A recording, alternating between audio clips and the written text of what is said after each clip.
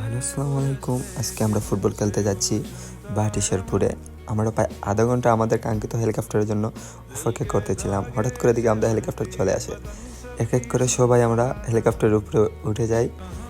তারপরে আমরা আশকান্দিতে এক টানে আশকান্দি চলে আসি।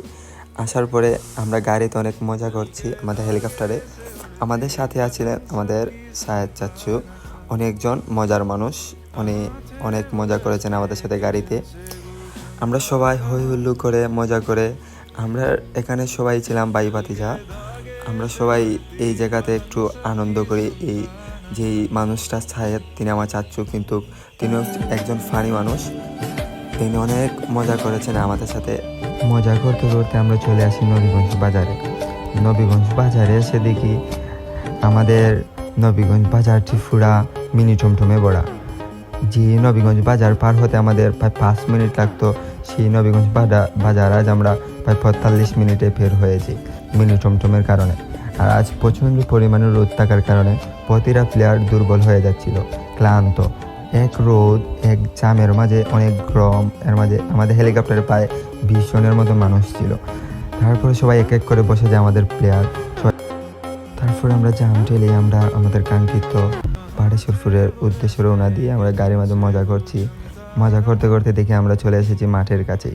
সবাই এক এক করে আমাদের হেলিকপ্টার থেকে নেমে যেয়ে মাঠে চলে যাই ড্রেসিং করতে। আমাদের কাপড় চেঞ্জ করছি। কাপড় চেঞ্জ করার মাধ্যমে দেখতে পাই হঠাৎ করে আমাদের সায়েদ চাচু গাছের মাথায় উঠে গেছেন। হ্যাঁ, তিনি নাকি গাছের মাথায় বসে আমাদের ফুল খেলা ভিডিও করবে, তাই গাছের মাথায় উঠে গেছে। আর আমার ক্যামেরাম্যান ছিল সুলেমান। সে হঠাৎ করে আমার চাচাতো ভাইয়ের মাথার দিকে মোবাইল টিনে সে গেছিল আমাদের খেলা দেখতে, কিন্তু তাকে আমরা মোবাইল বই বানিয়ে দিই। তার বাদে আমাদের খেলা শুরু হওয়ার বাদে তাদের ফার্স্টে একটা কর্নার পেয়ে যায়।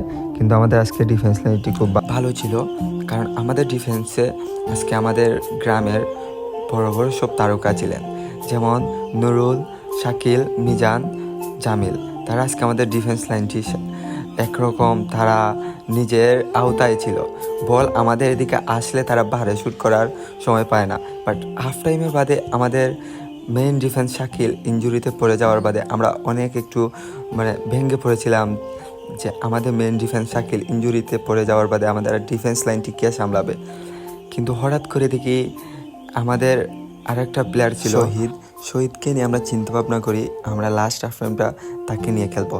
আমিও ফার্স্ট হাফ টাইমে খেলাতে উঠিনি, কারণ আপনারা তো জানেন বিগত দিন ধরে আমি ইনজুরি, তাই আমি ফুল টাইম খেলতে পারবো না জেনে ফার্স্ট টাইম উঠিনি।